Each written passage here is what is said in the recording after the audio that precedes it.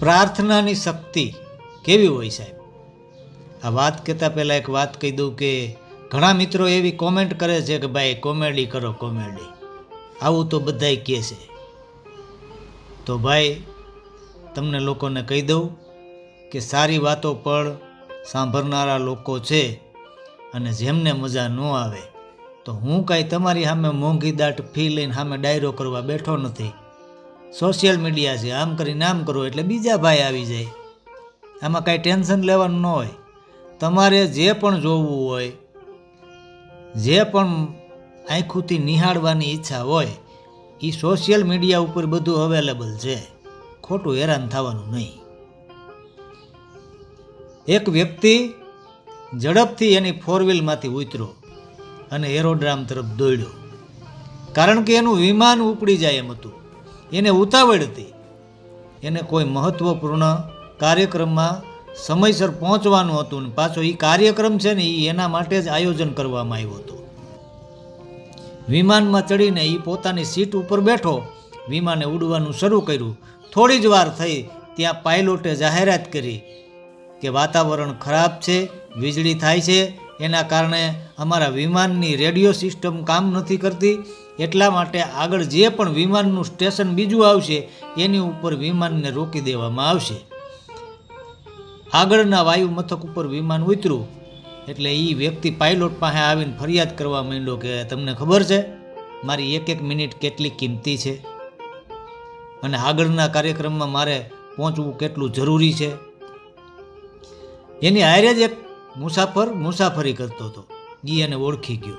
એણે કીધું કે ડૉક્ટર શર્મા, તમારે જ્યાં જવું છે ત્યાં જવા માટે અહીંથી તમે બહાર નીકળશો એટલે તમને ટેક્સી મળી જાય, અને એ તમને 3 કલાકમાં તમારા સ્થળ ઉપર પહોંચાડી દે. ડૉક્ટરે એ મુસાફરનો આભાર માન્યો. તરત જ વાયુ મથકની બહાર આવી અને એક ટેક્સી બંધાવી અને સ્થળ ઉપર જવાના રવાના થઈ ગયા. પણ વાતાવરણ છે ને એ ખૂબ બગડ્યું. તોફાન ઉપડી ગયું.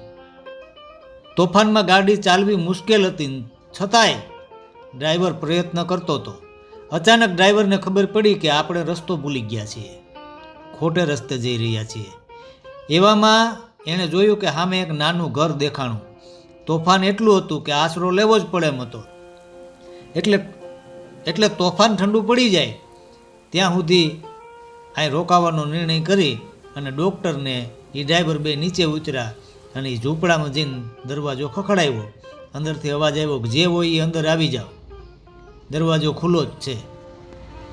અંદર એક ઘરડી સ્ત્રી એક આસન ઉપર બેઠી બેઠી ધાર્મિક પુસ્તક વાંચતી હતી. ડૉક્ટરે પૂછ્યું કે માજી, શું હું તમારો ફોન ઉપયોગ કરી શકું? સ્ત્રી હસી અને કીધું કે બેટા, અહીંયા લાઇટ નથી કે નથી ફોન. થોડોક પ્રસાદ લ્યો, થાક ઉતરી જશે, અને જો ત્યાં હુંડલીમાં થોડાક ફળ પડ્યા છે એ ખાઈ લ્યો, એટલે આગળની મુસાફરી માટે તમને તાકાત મળી જાય. એ લોકોએ એનો આભાર માન્યો, પ્રસાદ લીધો, થોડા ફળ ખાધા, અને એ સ્ત્રી છે ને પાછી પોતાના પુસ્તકમાં લીન થઈ ગઈ.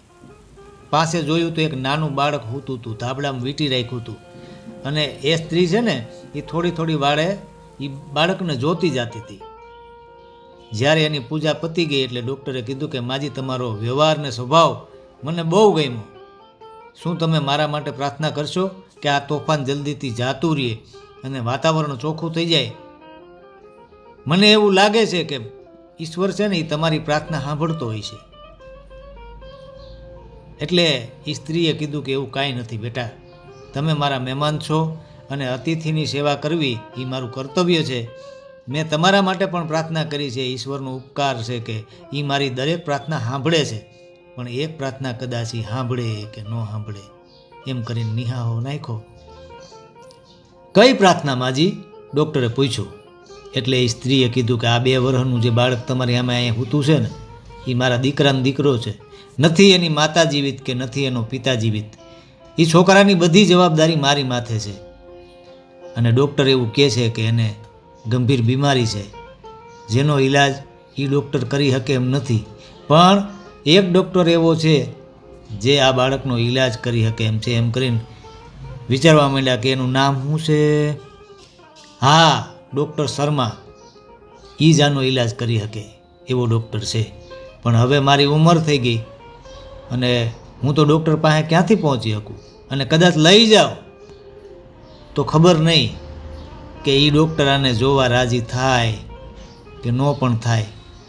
એટલે ભગવાનને એ જ પ્રાર્થના કરતી હતી કે મારી આ સમસ્યાનું કંઈક સમાધાન મળે. ડૉક્ટરની આંખમાં સાહેબ દળ દળ દળ આહુડા, અવાજ ભરાઈ ગયો અને બોલ્યો કે માજી, તમારી પ્રાર્થનાએ વિમાનને નીચે ઉતારી દીધું, આકાશમાં વીજળી ચમકાવી દીધી, મને રસ્તો ભૂલાવી દીધો જેથી હું અહીંયા આવી શકું.